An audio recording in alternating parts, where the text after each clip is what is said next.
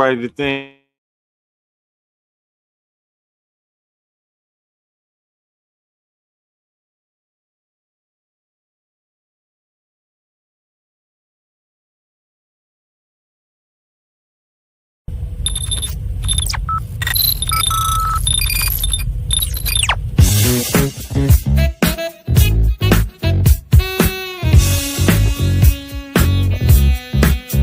Stop the world, let me off. I don't like this destination.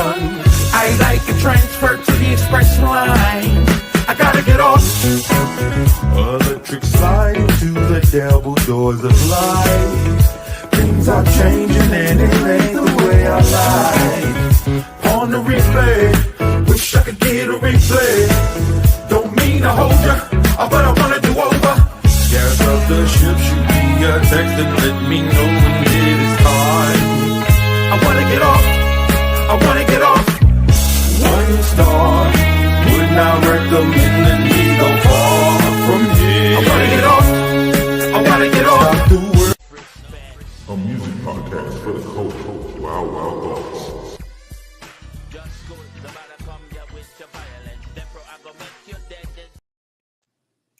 What's up, everybody? Welcome to another episode of Wild Thoughts. We were off last week. I was out of the country, but I am back now. We got a whole lot to talk about, man. I'm trying to figure out what I want to jump into first. You know what? Let's do something easy. Let's start with Cold Game at Coldplay. Oh yeah. My man got busted at the Coldplay concert, and I think that's the quickest I've seen something go viral in a mighty long time. It was hilarious though. It was quite hilarious. The old Like, boy panic. That you talk about a panic, looking busted. Yeah. And you know, what I saw commented quite a bit about that is if they would have just been cool and just kissed and kept it moving, nobody would have even been the wiser unless somebody that knew them was at the concert. But other than that, It probably wouldn't even went viral at all. Radar. But yeah, their reaction put it completely on blast. Like, I'm talking about the next day, the Phillies mascots did a spoof of it. A bunch of other like sports events had spoofs of it. To me, I was like, oh man, this is all bad. And Stephen Colbert had one. Did you see what they did on his show? No, I didn't see it. He had like a bunch of different celebrities, like Jon Stewart and John. What's the British dude's name? John Oliver. John Oliver were in the stands together, and they hit them with the camera, and then it was a few celebrity, like a lot of the late night on the show. The late night. The last one was an animated thing of Trump and the CBS logo. That's pretty funny. It was funny, man. That's pretty funny. Yeah, that's the whole cultural moment right now, man. That shit is super funny. Terrible for him. He resigned from his job, right? Yeah, he resigned from his job. His wife is about to go in because she made a statement. Like, I found out, like everybody else, that he was having an affair, and that I was like, oh man, this is about to be bad for Buddy. Yeah. Whatever his lawyer that takes his divorce case gonna be like, bruh. I think that was a bold move anyway, though, to be hugged up at the concert. Yeah, all and the way. You're a billionaire. Like, especially now that story's out, like the backstory of where did he say he was going to be that night and all that shit like that. All comes on the roof like, you said your grandmother was sick. Yeah. So I haven't heard of any fallout for the lady yet, but no, which has been interesting because some people have been like, some people have been alluding to that. They were like, yeah, she was married too, though, and he like, I don't see her getting any flack either for her having an affair.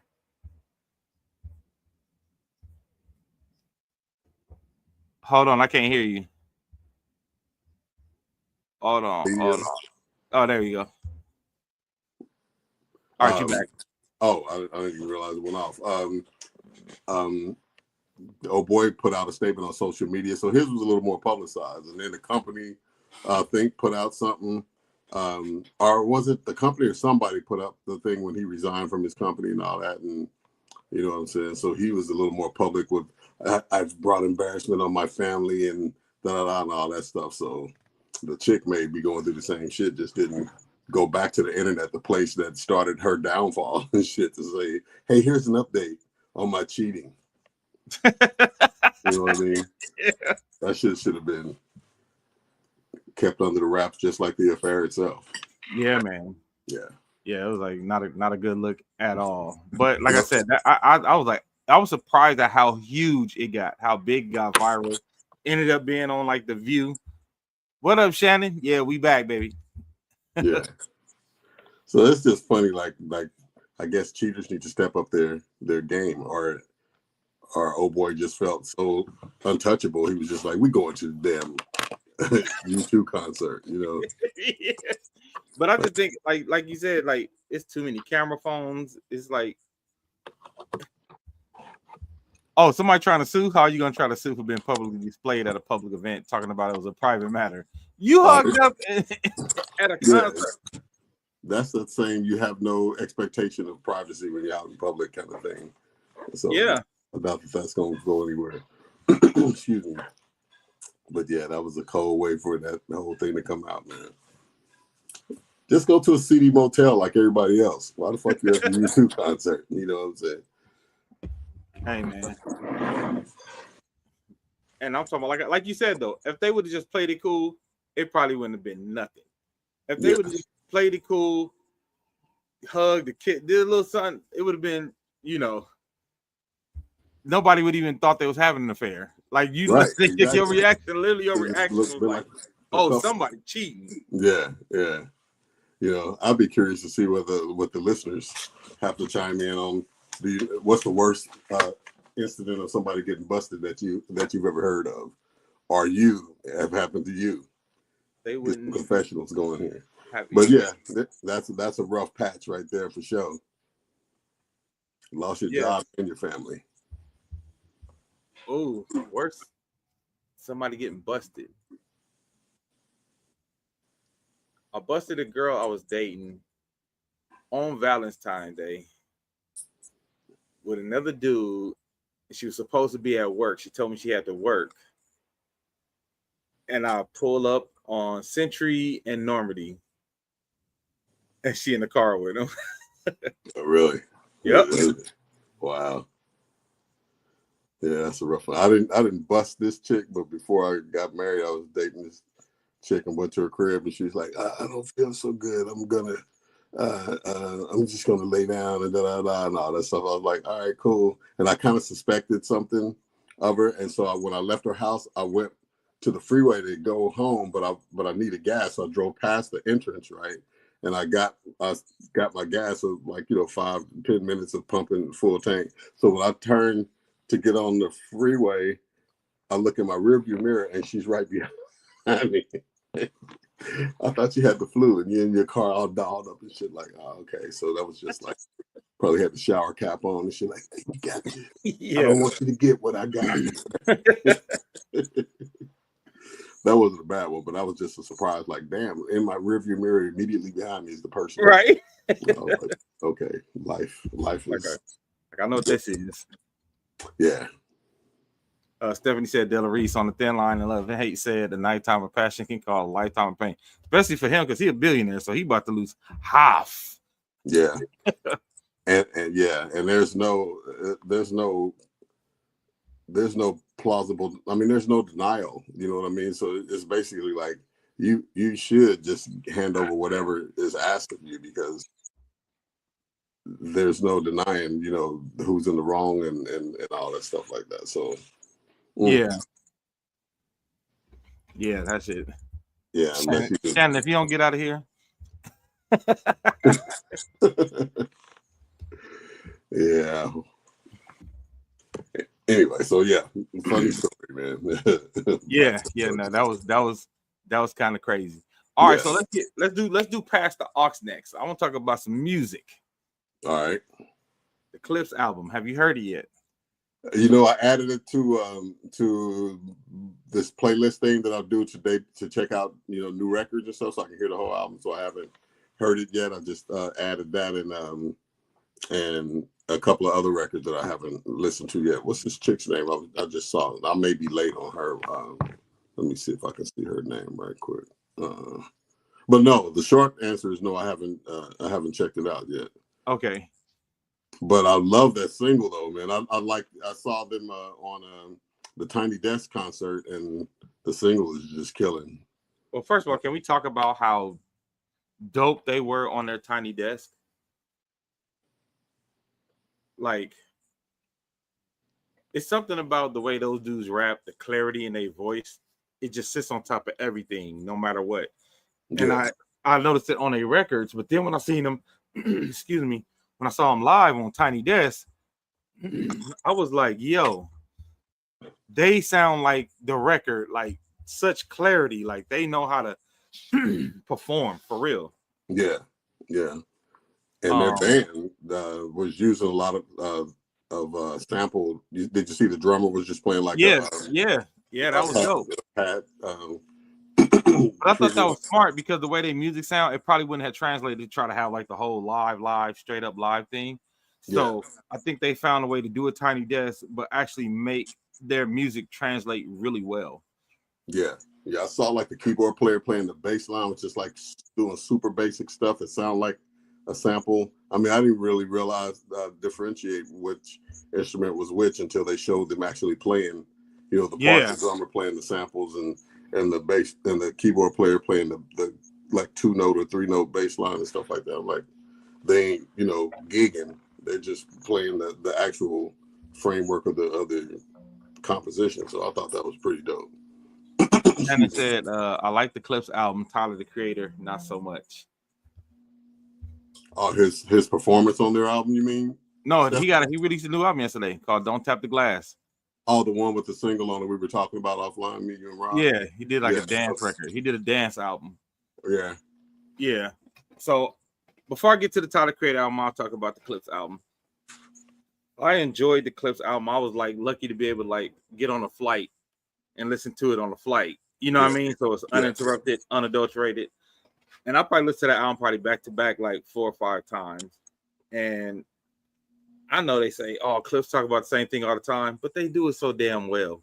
Yeah. You know what I'm saying? Like, they do it so well. But I feel like on this record, they were like, I don't know, man. I feel like they were hungry in a way that, like, them and even Pharrell on the production. Like, it felt like hungry Pharrell. And I feel like there were like 3 or 4 songs. I'm like, this would have been, it sounded like this could have been an NERD song. Yeah. You know what I'm saying? Some production on some of the songs. I'm like, this could have been an NERD record. They have like a lot of standout records. So Far Ahead, I love that record. FICO, I love that record. Mike Tyson.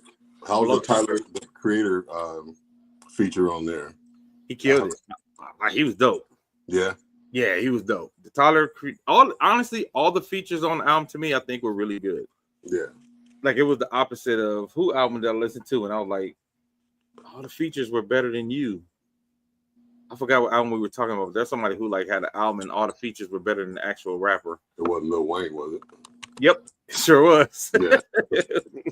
His I gotta listen to too. That's another one I added to that list I was talking about. Lil Wayne. He was like all the features on his album were better than him. Like Big Sean killed him on his record. Big X the Plug killed him on his record. You know what I mean? Like I feel like everybody was killing him on his own record. But the Clips record, they were on par with whoever was guesting on it.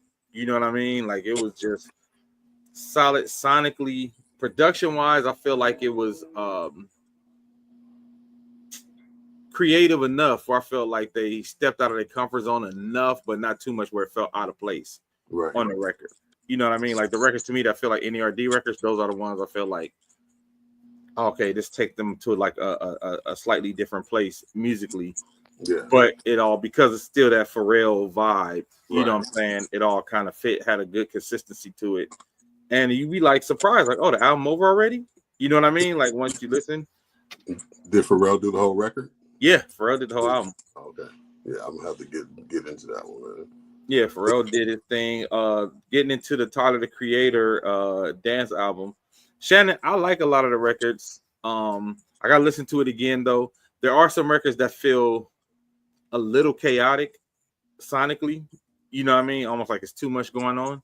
I feel like there's a couple, but for the most part, I feel like Tyler has been, even with the Chromacopia album, I feel like he's been becoming like an extension of Pharrell with the way he produces, the way he does his hooks now, the way he's been a little more melodic. You know what I mean? And I feel like he kind of took some of that NERD energy over to this dance record. Like he actually even has a couple records with Pharrell, but I like some of the dance stuff, but then some of it, like I said, some of it felt a little too chaotic, wasn't sonically pleasing. But for the most part, I think I like the album uh, overall. Now I'm gonna tell you an album that surprised me that I've been on, that damn Slick Rick album. Yeah, that one is dope.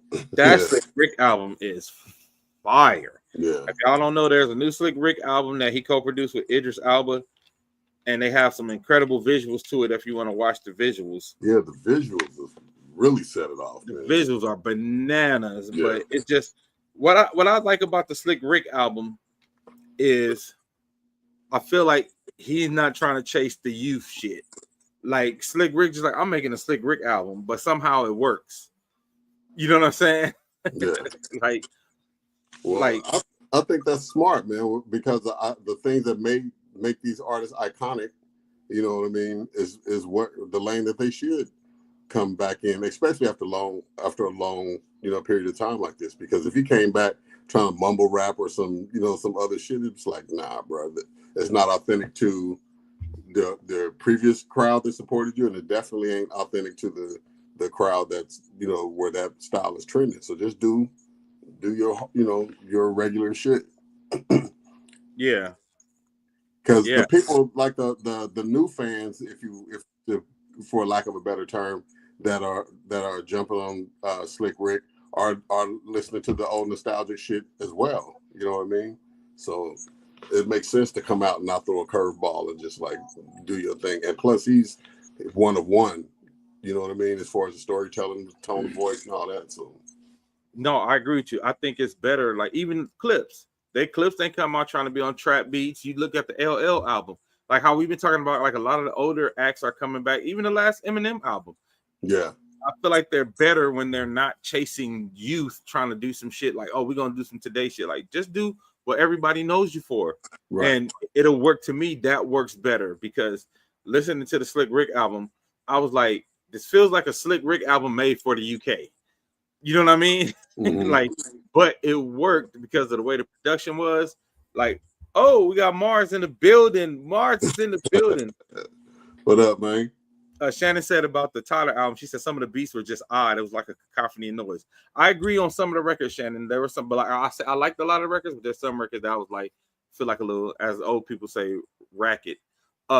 Stephanie said, really, what is Elba doing on the album? Did he just produce it or is he performing on it as well?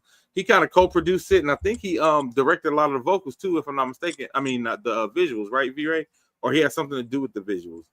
I don't know. I wasn't aware of who did them. I just know they were super dope, man. But Idris has been out as an artist himself before, Yeah, because he's like a really well-known DJ in the UK. Like he's a really well-known DJ producer in the UK. But so I think he rap. I can't remember if it was rap or like a reggae type. It was like a reggae rap thing. Yeah, a reggae rap album he did. So they worked on a record together, and I didn't realize that Slick Rick produced so much of that stuff even back in the day. Oh, I didn't know that. Yeah, like Slick Rick was producing a lot of those records, most of them, as a matter of fact. So he produced a lot of this album.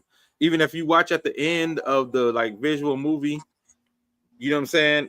If like when you watch the end of it, mm-hmm. you see Slick Rick actually in the studio creating the records.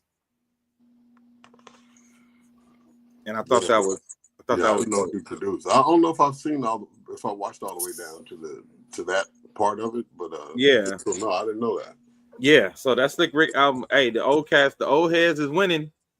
The old heads is winning right now musically.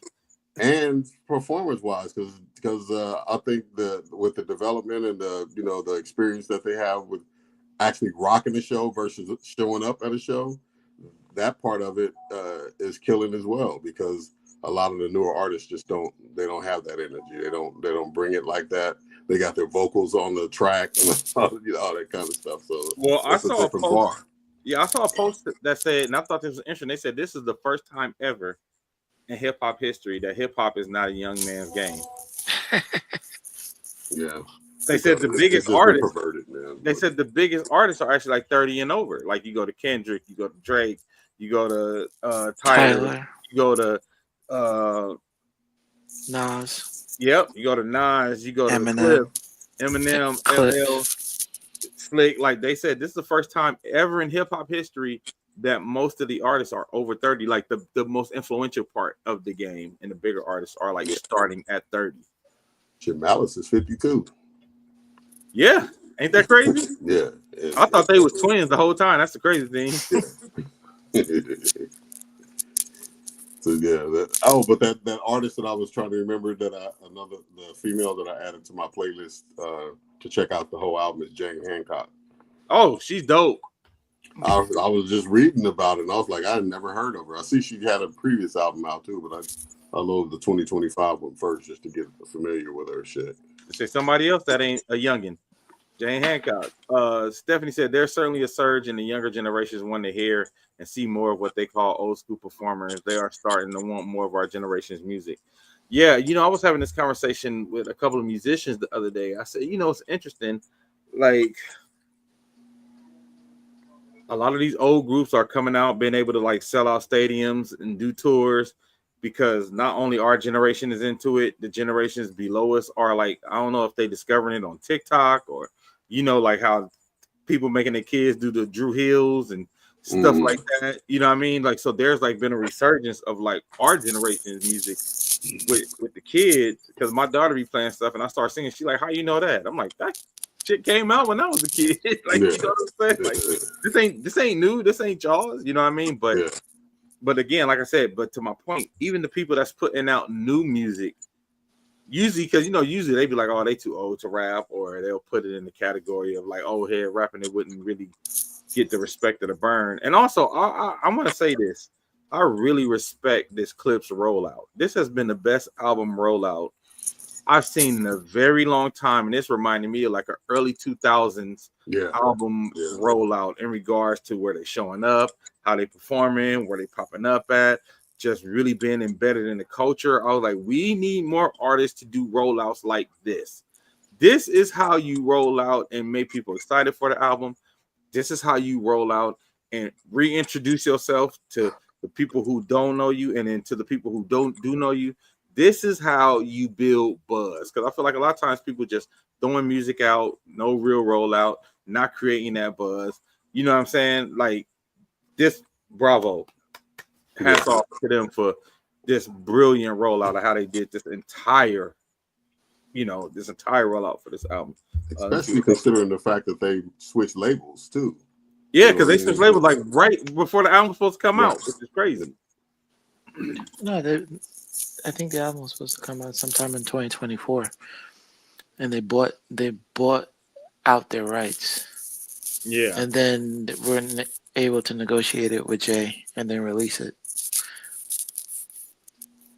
Oh, that's still, well, I thought that a lot of the controversy came behind them wanting to cut Kendrick Lamar's participation and shit like that. Was 2024. Yep, the album was originally supposed to come out. I think it was either June or September, but the UMG wanted them to cut that Kendrick verse. And they said, hell to the no. Yeah. And that Kendrick verse go hard too. It does. That's crazy that they want him to cut that verse though, that's like. Yeah, it ain't all that controversial. I mean, I think Queen's verse. Yeah, I thought he was gonna say some more PDF stuff in it or something. No, but I think it speaks to, labels and their lack of ear. Let me read. Steph said, I think that this is, I think what it is they hear the new music samples from our music generation. They really think that those be the original recordings until we have to school them and tell them that this is the original right here. And that's how they end up learning about these older artists and want to hear them over the newer versions. I agree. Shannon said, do you think Justin Bieber was trying to step on Clip's album release? No, not at all. No, that was UMG because there was no need for them to put out that Justin Bieber album. they wanted to prevent them from having a #1 album. Yeah. That was some business petty shit. Yeah. Speaking of Kendrick, Stephanie said he's up for like 4 Emmy Awards. Yeah, he going up against Beyonce for the Super Bowl. They both of they Super Bowl performances, right? Or no, hers was the Christmas game. I was about to say, how many Super Bowl performances? Yeah, it was Super Bowl versus the Christmas game. Yeah, Christmas. King Kendrick all the way. Yeah, I think Kendrick might get that one. What's the name? Hers was cool too, but it was cool, but it wasn't as memorable as the Super Bowl performance. And plus, he brought the controversy, and I mean, they talked about it. Well, hers was, I guess, controversial too with the country slant, and the pushback on that. But Kendrick Lamar brought all the racists and shit out. He brought out more racists than Beyonce. Let's put it that way. Yeah, I think Kendrick might get that. It just feel like he in that, what you call it, he in that zone where it's like it's just his time. You know what I mean? It's just really he in that zone where it's really his time. Did you hear the new Tyler Creator album, Mars? Come on now. I went to the concert on last Thursday. Oh, nice. How was the concert? I know it was crazy. Man, it was crazy. It was good, but I didn't realize that there were so many young teenagers, 20-somethings that are up on Tyler. Like, it kind of fucked me up for a little bit. That actually makes sense, though. That's his market, though, isn't it? The underground. I mean, that's where he came from. Yeah. I assumed that was mostly going to be like, underground hip hop heads. I didn't anticipate what I saw. Yeah. I didn't anticipate that at all. I'm talking about kids with parents and whatnot. I was like, what the fuck? Made me feel like, oh man. I was like, where's my walker? No, but the show was dope. I got to see Paris, Texas, another group I was excited about. I wasn't, I was trying to avoid Lil Yachty. I did watch his performance, and again, that kind of fucked me up because I did not anticipate people being so into his music. Oh yeah, they love Lil Yachty. Size age range, they love the show. Dude, Dame, all he did was just stand in the middle of the stage, and he was just being serenaded by the audience. I was like, what the fuck? And that's what I was talking about this level of showmanship and shit that is missing. No, when an old head takes the stage and they see like a LL or somebody like that, the way they do the stage, or Buster Rhymes or some shit like that, it's like, what's wrong with him? Why is he still? It's like, that's actually performing. Yeah. No, but it's a drastic difference. If you ever get the chance, I encourage you to go see a Tyler show. Yeah. Okay. Yeah, Okay. It's definitely worth the money. Okay. Stephanie said Drake is not going to be happy until he's complete ashes. He still won't keep his mouth closed. Oh yeah, I don't know if y'all know, but he tried to spark controversy. Basically, tried to say that UK rappers are better than American rappers. Yeah. Oh, was this before or after Top 5 got his neck slit? I don't know, but I feel like, it's starting to feel like he's like, I didn't like y'all anyway. Like that's what it, when you was with a girl and then she like don't want you no more, they start trying to tell everybody she ugly anyway. And like, you was over here all on the American rappers nuts. Now all of a sudden, they can't flow like the UK rappers. Well, what's hilarious though is watching some of the UK rappers buy into it though and start trying to like, what I'm saying? It's like, it kind of reminds me of, not to always bring up Trump, but it kind of reminds me how Trump talks shit and then like the racists come out of the woodwork and be like, yeah, punk, it's kind of like start clapping and shit like that. It's like, you British dudes are like quiet as a mouse pissing on cotton on the moon and shit. Now suddenly you want to start naming names and like coming out of the woodwork and rapping out hard, and Drake's the reason.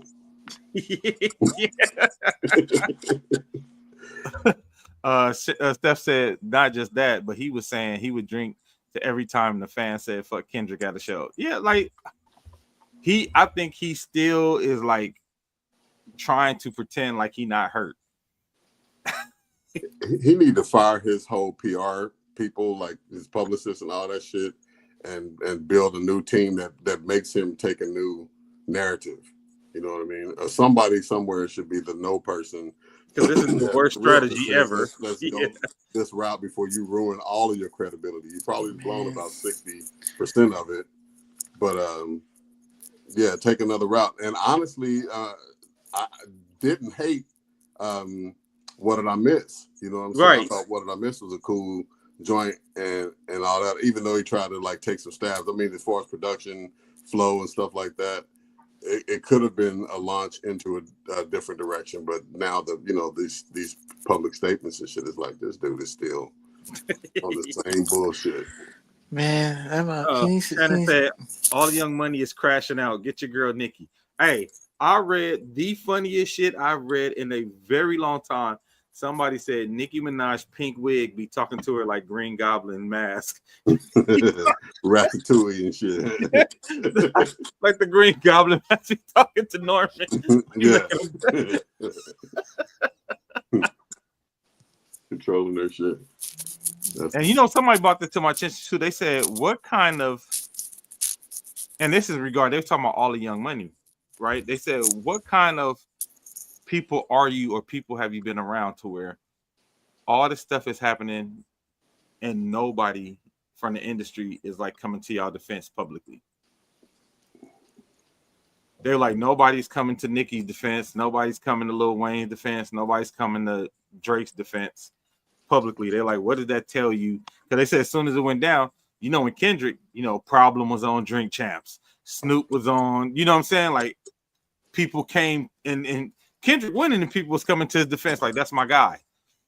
You know what I mean? And I feel like people were saying Drake, Wayne, and Nicki don't have that. Like, what do you think that's about? I just don't think they're alike. I don't think they have any fellowship with, you know, artists. Right. You know, like, have you ever heard within the past 5 years, have you ever heard Nicki paying homage to any of the past greats or even bringing up some of the young artists? No, she's quick to, you know, clickbait. She's quick to like try to pop something off. And after seeing, you know, what just transpired with Kendrick and Drake, she feels that, you know, she should just pop off a SZA, pop off a Doechii, pop off on anyone. Can you hear me okay? Or is it my mic? Yeah, I can hear you. Yeah, I hear you. I hear you well.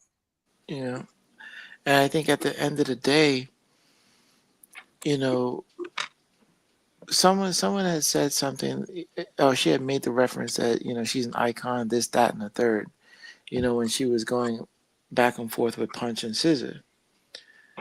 Yeah. Can you recall one song from Nicki in which you can say is like, that's your joint? Really just her verse on Kanye's Monster. No, but of hers. Of hers? Is there a Nicki joint that's like my jam? Or even memorable? I mean, Is there a memorable verse of Nicki's? Super Or Bass. song. Or That song. Super Bass was big. And Moment for Life. What's that? Yeah. Song? Moment for Life. Yeah, that was a big record. Okay. That's one. And then what's the one I didn't really like her one of her recent albums, but there was one joint on it I thought she went hard on. I think it was her and Lil Wayne on it. Let me look up her record. Stephanie said it's because they're not trying to build any type of camaraderie within their peers in the industry. They're more focused on trying to say they are the best and can't nobody touch them. When you cocky and act like your shit don't stink, people will leave you high and dry. Willie They said really don't seem to fuck with each other. He said honestly, anymore. Nicki on that booger sugar. But you don't really hear them as alumni really like fuck with each other like that. Yeah, that's what I'm saying. Like you didn't hear Lil Wayne really come out for Drake like that's my guy. You didn't hear I even. thought you meant just industry niggas, period. No, I'm talking about that too, industry period. But like even for each other though. Well, we know why Wayne's not going over there. Kendrick brought that to light. Yeah. Like I feel like they don't even really like each other. Nope. You Because, know what I'm saying?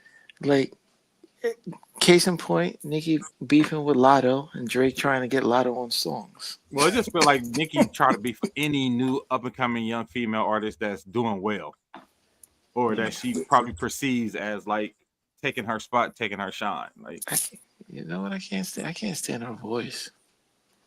And that's an attempt to stay relevant as well. Yeah. Yeah. What's the one track list and Pink Floyd? Trying to figure out the like I said, I remember the Moment for Life record and the boom boom boom boom boom boom bass. Those like the only two Nicki records I remember. Neither one of them was really my jam. Like I said, I liked her on the Kanye Monster verse. I think she killed that, but that was about it. Okay. Do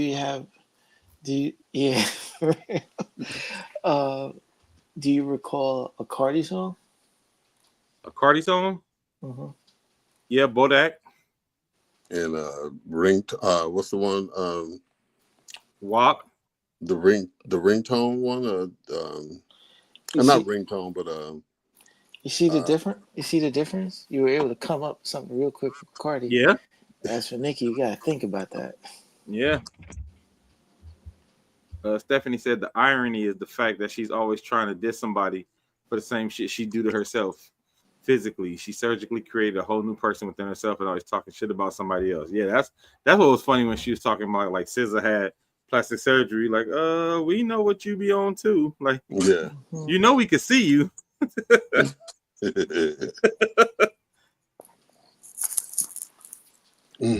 Yeah, but like I said, if y'all get a chance, man, check out the Slick Rick album.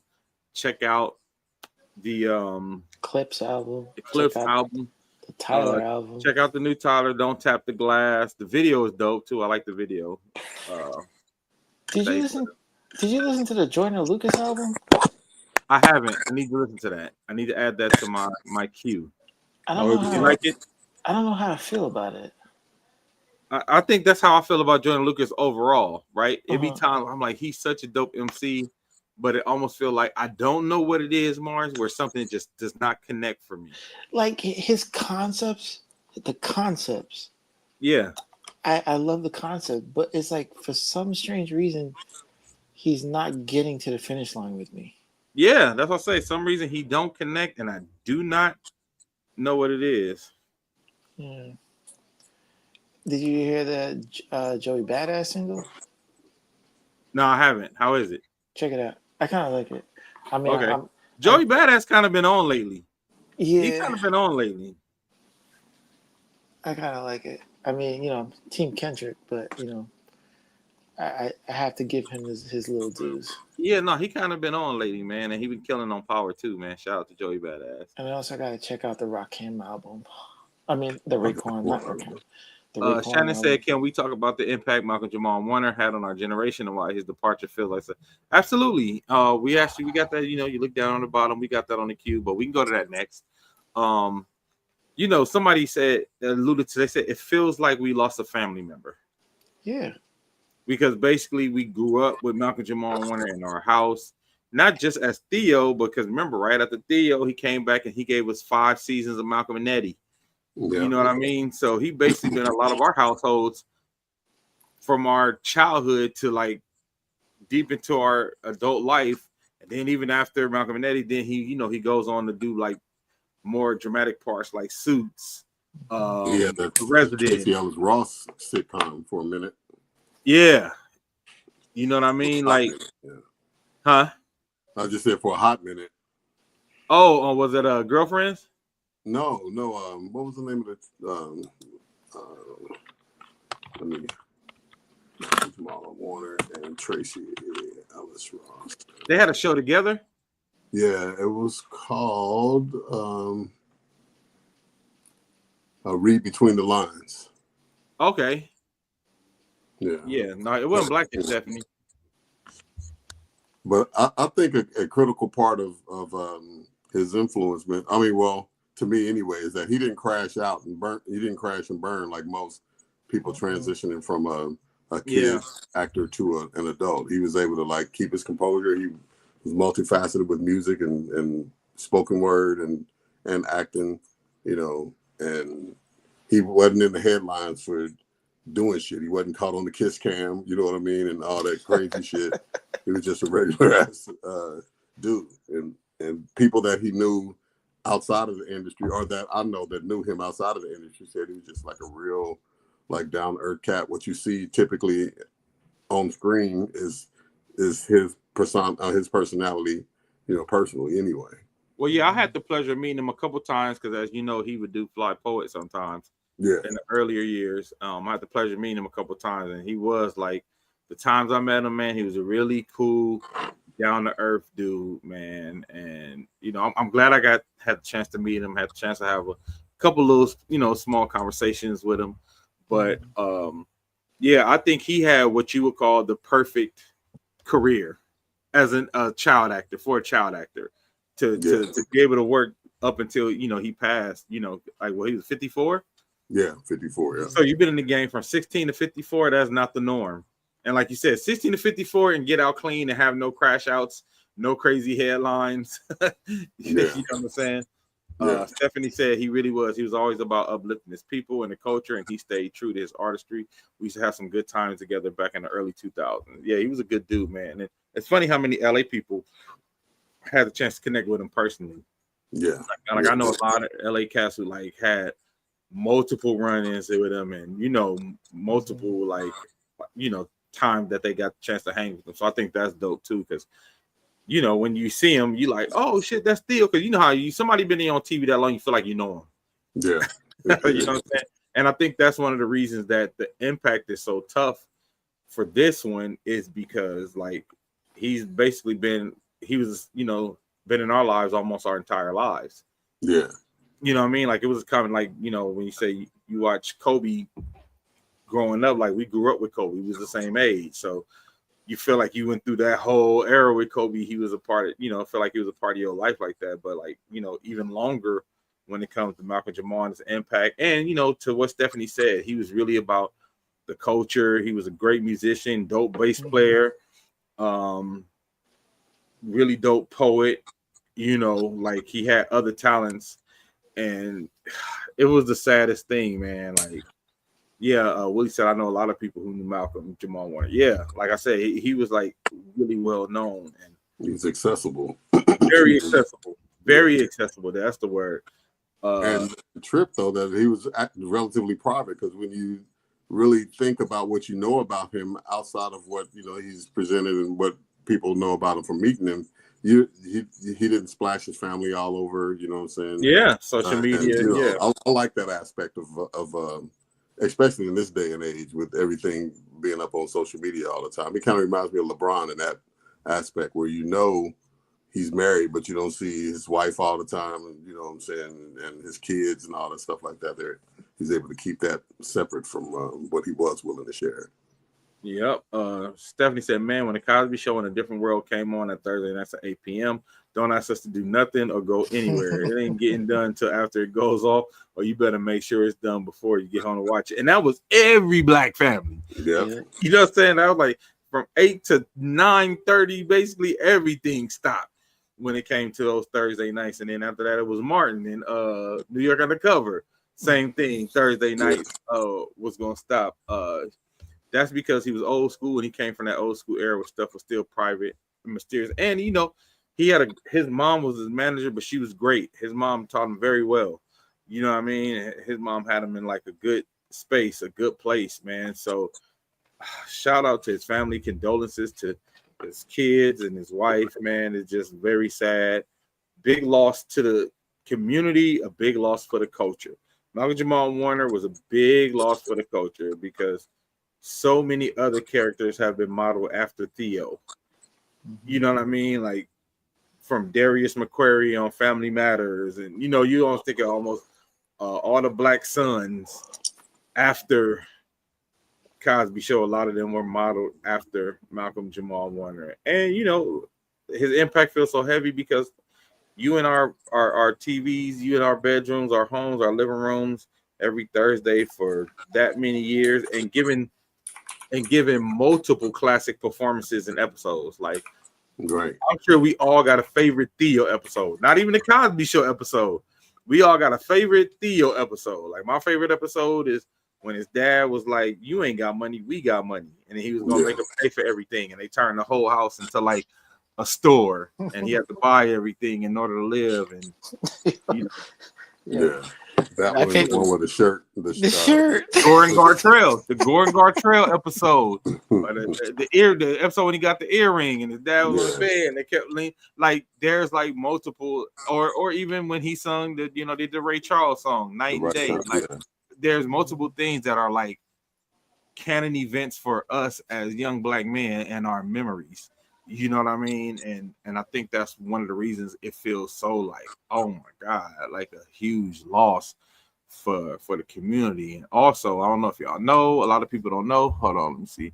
Stephanie said, I was telling Chloe the other day that my favorite three are when he got his ears pierced, he's trying to keep his dad from seeing, when his mom made him pay rent, and when Justine broke up with him and he was singing her name, trying to get her back. Oh, I forgot about that episode. Yeah. Another thing about that era, man, was that it really depicted, and this may not apply to everybody, but in my household, we grew up with just my mom, right? You know what I'm saying? So being able to see that example of the relationship between, not only just seeing a relationship between the father and son, but a positive, you know what I'm saying, influential relationship, what I want to say, an involved relationship, or whatever the right word for it is, to see them actively navigating it together on a weekly basis was something. I mean, it was kind of an unspoken thing, I suppose, because nobody said, "See, he got a daddy," or nothing like that, in the show, but just that actual presence, that environment, you know what I mean, that dynamic in the household and stuff, was a good thing to see, and it's bad that we don't have more of that on the air now. I'm sure we know that there's reasons for it, but that was a great time to be experiencing television because you had that type of template for what those relationships look like, or could look like, have the potential to be. Yeah, man. So R.I.P. to Malcolm Jamal Warner, man. Yeah, absolutely. Robbie Partlow passed yesterday from City High. The group? I remember the group City High. I didn't know that the members individually. What did he pass by? What was it? They said he had he was sick. I can't remember exactly what it was, but he was sick. I think it was cancer. Might have been cancer.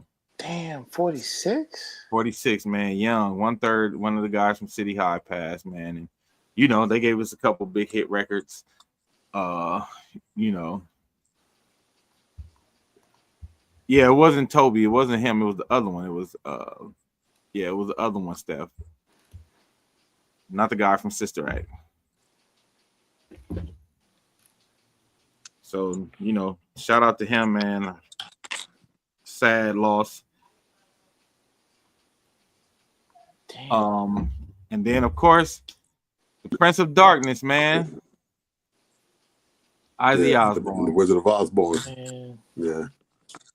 Ozzy Osbourne passed, but they said he didn't look good in his farewell concert. People say he looked like, he didn't look healthy in his farewell concert, which is crazy though, because when I watched some of the clips, he still sounded amazing. Yeah. One of the best rock and roll voices of all time. And he sung a song called "I'm Going Home," and when you watch it, it hit different because he gone. You know what I mean? Like him singing that song hits different, and I was like, I think he really knew it was his farewell. You know what I mean? Like, I'm not trying to be cynical. I'm not trying to be cynical. So usually when people start like that, they're about to be cynical. They're definitely about to be cynical. No, Cynical I'm not. as fuck. No, I'm just being honest. That man was coked out majority of his life. He exceeded his life expectations. Hell yeah. Him and what's the nigga from to play guitar for the Rolling Stones? I know. Yeah. So Keith Richards. Yeah, Keith Richards. Yeah. Yeah. So it's hard for me to feel sad where it's like I just nod my head like You can still feel sad, man. V-Ray, that man outlived his life expectancy. He was supposed to be gone in his 20s. That man was not there. Hey man, I'm still sad. I mean, I'm sad, right. yeah, but I'm saying like at the same time, let's also look at the fact that he exceeded his life expectancy. Well, for sure. He like I said, like him and Keith Richards, they've been living on a prayer. You know what I'm saying? They've been living on a prayer, but I think Ozzy's impact not only on the culture and even his comeback when he came back with the reality show, which gave him like new life with him and his kids. But with people like Little John sampling his music, Crazy Train getting that sample, Iron Man getting sampled by what's the dude from Texas name that used to be signed to Sony? From Texas? Paul Wall? No, the black dude with the two braids on the side. We actually did a record with him. Lil Flip. Hang Low dude. What's Lil Flip. There you go. Lil Flip. Yeah. Like records with Lil Flip. Like he's been sampled a ton of times by hip hop. So Stephanie said Mars using your logic though, that's just like any of our loved ones. We might know it's coming, but we still not ready when it actually happens. Willie said, man, Ozzy was one of my favorites. Listen, I be telling people all the time, if you look at my cousin Willie, you would never know it, but that's the one who actually got me into rock music.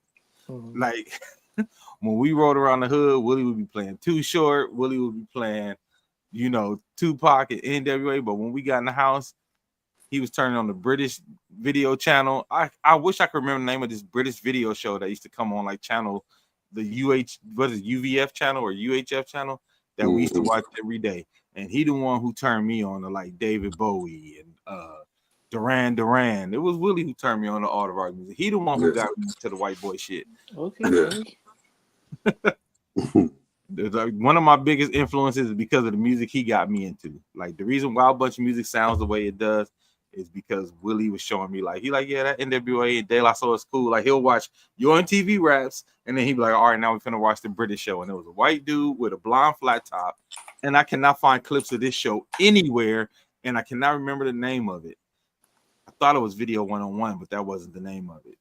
But I'm gonna keep looking for that show. They would play Adamant, they would play Duran Duran, they would play, all those type of acts. Ozzy Osbourne. Sorry about that. Cheap Trick, all them joints. Cheap Trick. I know if you're talking that era, Cheap Trick had to be on there. Yep, Cheap Trick. I Want You to Want Me. Def Leppard. Yep, Def Leppard. No, it wasn't Max Headroom, Shannon. It was a real dude. Like it was a real British dude who would introduce the videos, like one of the old school original video shows. Who else did they play? Yeah, you right, V-Ray. That whole era, they had all those guys. They had who else did they play? The Police had to be on there. The Police for sure. Yep, the Police. What's the dude's name? Tears for Fears. Yep. Yeah, Tears for Fears. The Thompson Twins. Yep, Thompson Twins. Google Dolls. Psychedelic Furs. Yep. The B-52s videos will be played on there. What's the dude's name that sung Rock the Casbah? That's the Clash. Yeah, the Clash. Yeah. The Clash. Yep. That's how I got into the Clash. Like I loved what was that song the Clash had? London Calling was my joint. Yeah, London Calling. Yeah, Willie Toto. What's his name? Eddie Money.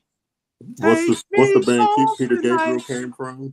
You said it's on which one? What's the band that Peter Gabriel came from? Genesis. Genesis. Yeah. No, I thought it was another band before Genesis that he was originally from. No, I don't know. I just remember him from Genesis. Yeah. Well, Genesis themselves was killing back then too. Yep. Phil Collins, Yeah. Talking Heads. Talking Yeah. Heads. Yeah, that's what I'm thinking of. But that wasn't The original Boy that wasn't George. Peter Gabriel. I forgot dude's name, the lead singer of Talking Heads. Yeah, Culture Club. Mm-hmm. Yeah, man. Like Yeah, all that's that. been painted like a mug right there, bro. Ain't nobody ever gonna get with Africa by Toto. Hey, that is the jam. Yeah. Africa is the jam. But yeah, so I like that era of rock music. Like my cousin, like I said, my Willie turned me on to that. Boy George, hey, Boy George was killer, but y'all can't forget about what's his name? Son of the record, Gotta Have Faith. George Michael. George Michael, yeah. Hey man, he had some tunes. Him and Wham. Yeah. Yeah. Oh, I miss that era of music. You talk about some good, feel good music. Hey, I saw. Speaking of Toto, I saw this clip. I'm trying to find it now. Where the dude that did Human Nature, was telling the backstory. Have you seen that clip where he's getting interviewed in the studio and he was talking about how he came up with the idea of it and when he was writing it, they were mentioning Africa at the time. Yep. And all that. That's a cool clip, man. I forget that series. What that account is called, something like it's something about the backstories, like the origin stories of different records, and they talk to like the people from the writers from back in the day and stuff like that. But Stephanie reminded me of that when she mentioned Toto Africa by Toto. Yeah, that was a cool story. Like actually, it was like the B-side record. Like that Human Nature wasn't even the record they was trying to play for Mike. Yeah. Stephanie said that was the era before KGLH came along, before KJ. There was KGFJ. Yep. And that was during the time where all genres of music were played on the same station. Yep. Then they started separating them. Because we would hear Stevie Wonder, Gap Band, Duran, all on the same, the same station. It was just good music. Then they started separating to urban, pop. Yeah. Yeah.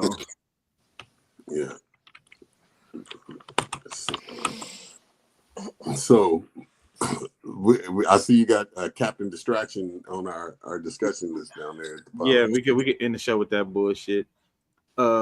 He has accused Barack Obama of treason and basically said, even if I don't have the proof, I just feel like I'm going after everybody. And all of these distractions are to stop people from asking him about the Epstein files. Yeah, like and more Epstein shit is coming out all the while though too. I think yesterday they said new pictures and new video of him and Epstein together dropped yesterday that had never been published. Yeah, Epstein arriving at his wedding to Marla Maple. Like, oh, y'all go way back. Yeah, but I mean, it undermines his saying that he was okay. I kind of knew him, but I didn't really know him and all that stuff. Like, bro, yeah. Well, and the birthday, the birthday, like you don't write a birthday letter to somebody you don't know that well. Yeah, yeah. So there's a lot, and then they had some other stories that I was looking at, like when he used to run the beauty pageant and stuff like that. They had girls that were interviewing from back in that days, talking about how he used to walk in on them naked and the same stuff that he was saying, when he was talking interviews with like, what's her boy's name? The shock jock dude. He used to be on the show. Howard Stern. Yeah. And he tells some of those little anecdotal stories and stuff. And then the girls, they showed their side of the story. Like the girl talking about, he walked in, I didn't even have time to grab my robe and stuff. And he's just standing around leering at the girls. And it's like, who can you complain to because he owns the show? So that was common. And then they used to have those get acquainted cruises where they have the girls, some of them like 16, 14 years old. They would take a yacht and cruise around the harbor in New York with all the executives from like Tropicana, the suntan oil sponsors and all that stuff like that. All these old ass men in their 50s and 60s out there kicking it with the little 14 to 16-year-old girls and shit. It's man. It's not looking good, Donald. You know those photos are coming soon. Yeah.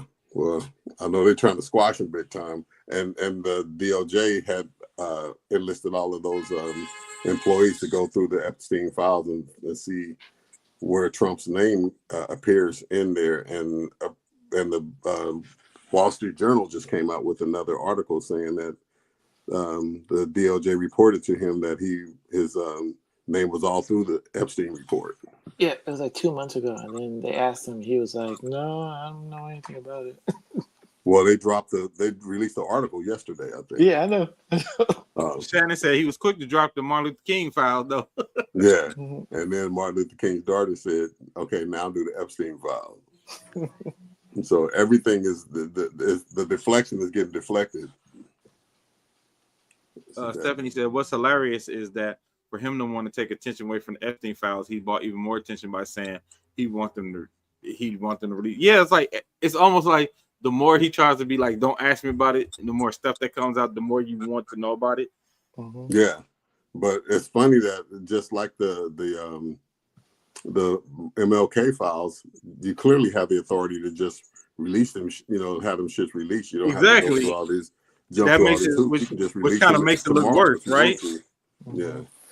So it's funny that that old boy is dog paddling now, and then they killed the congressional session a day early so they wouldn't have to vote on whether or not to publicize the files and shit. So Mike Johnson shut down the legislature a day early for summer vacation and shit.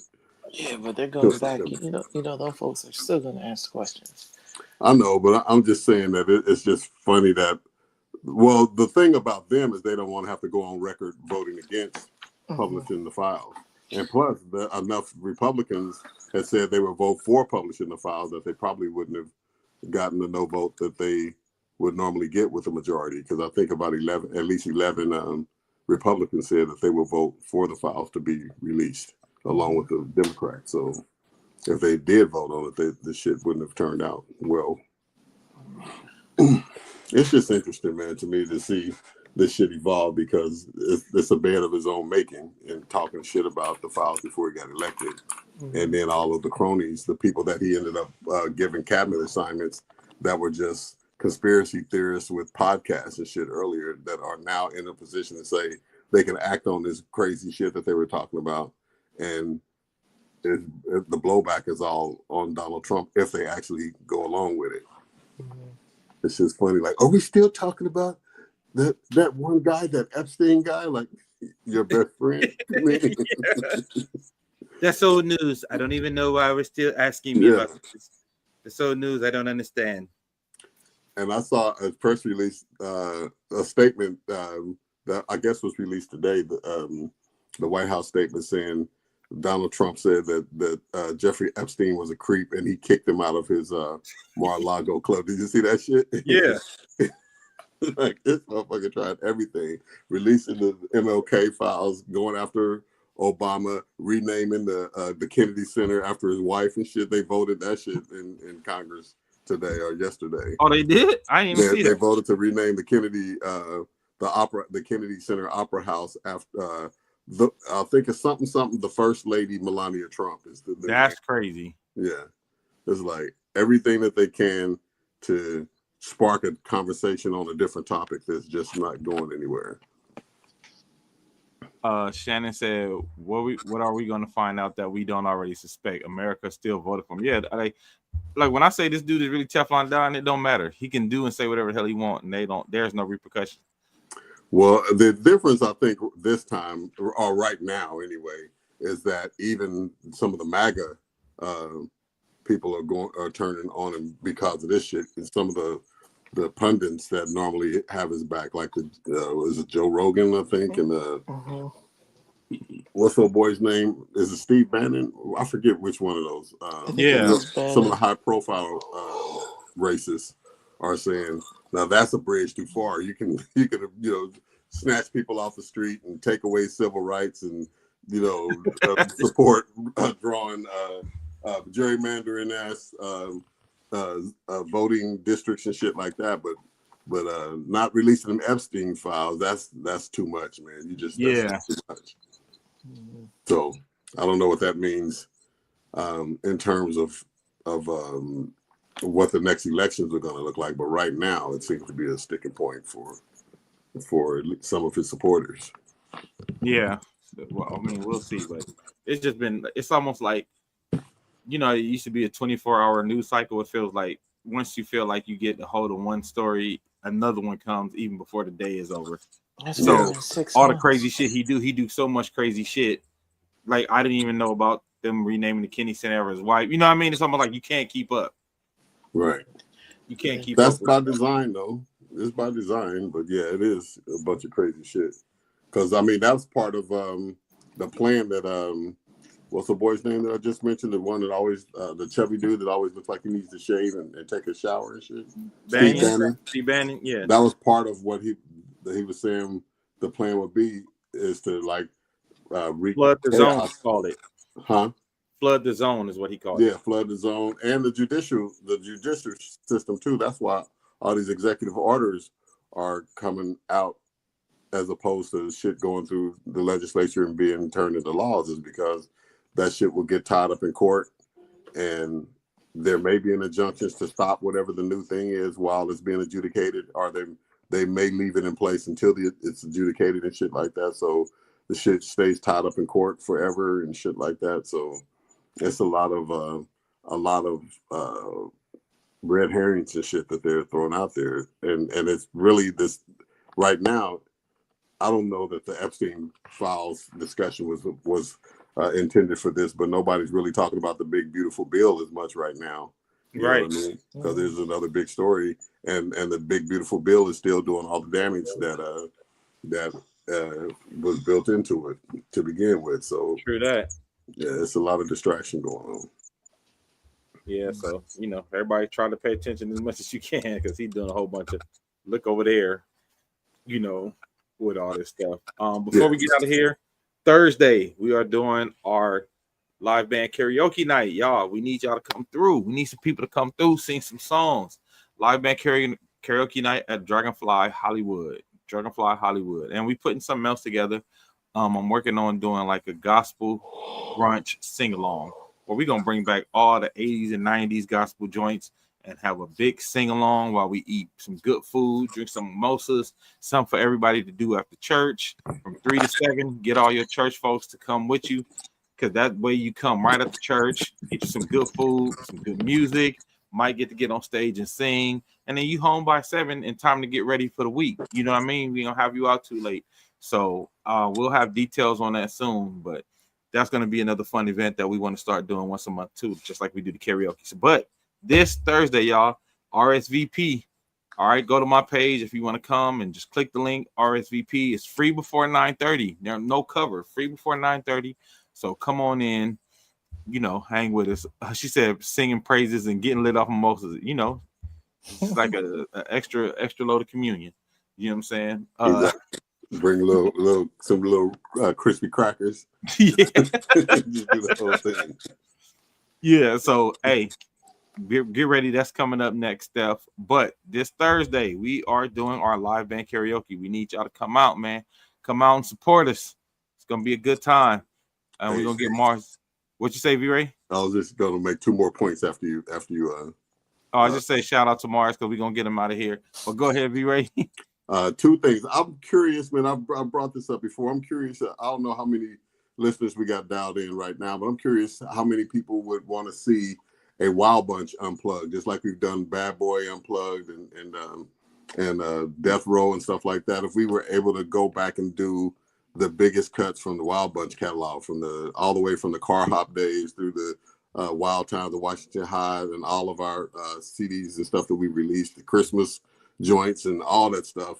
If we did our own full-on concert of all Wild Bunch joints all night, what kind of support would we get for something like that? I'd be curious to see what the votes would be to do that. That's point one. And my only other point is, what's with the muscle shirt, Rob, man? What are you trying to show the guns tonight? What's the deal, man? Man, it's hot. It's New York. It's hot. That's what it is. Yeah. You say it's hot, or you're hot? It's hot. It's hot. Oh, it's hot. Okay. I did know. Hey, he has been in the gym. I'm saying, Rob has been in the gym. come in Yeah.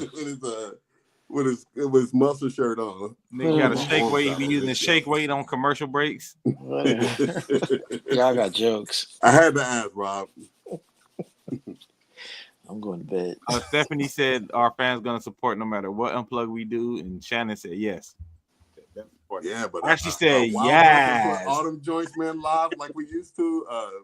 Our Life and all that shit. Last Day of School. And, Yeah. woo, man, that would be that's a throwback for your ass right there.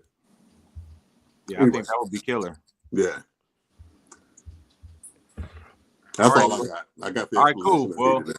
thank everybody for watching. Thank y'all for rocking with us as always. We really appreciate y'all. We appreciate y'all getting on with us and making sure, we have some good conversations and discussions. As y'all know, this has been Wild Thoughts for the Culture. We will see y'all next week. If we don't see y'all tomorrow night. Car Hop is always going to be my favorite. See, there it is. She said we want a full performance, jumping and dancing and everything. I don't know 2 out if of these 3 knees ain't bad. I don't know if these knees still could jump that high on I Know What Girls Like, but I do my best. Yeah, man. I don't give a damn. Might be. I'm still disinterested. It may not be the. I mean, I'm still a little pissed. Exactly. I'm matured. Anyway, good looking out. All right, so we'll check y'all, man. Like I said, if you can come out tomorrow night to Dragonfly, doors open at 8:00. Free with RSVP before 9:30. We have good music. We have good food. It's always a good time. People getting a karaoke on. Then people be line dancing. It'd be crazy. It get crazy in there. All right, so come have a good time. We'll see y'all next week. This has been Wild Thoughts. We out. All right, good night.